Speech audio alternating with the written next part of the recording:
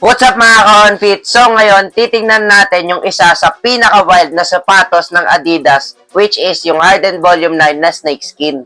Grabe mga ka-onfit, parang handang-handa na talaga tong umatake sa court at parang anytime, manunuklaw talaga to.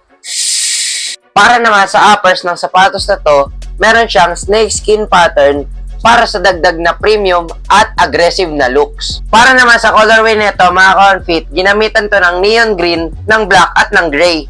Para naman sa performance, hindi nagpapahuli ang Harden Volume 9. Para naman sa cushion, meron nga pala tong Jet Boost cushion para sa mga explosive na movement. Ginamitan nga din pala to ng rubber outsole para sa dagdag na grip.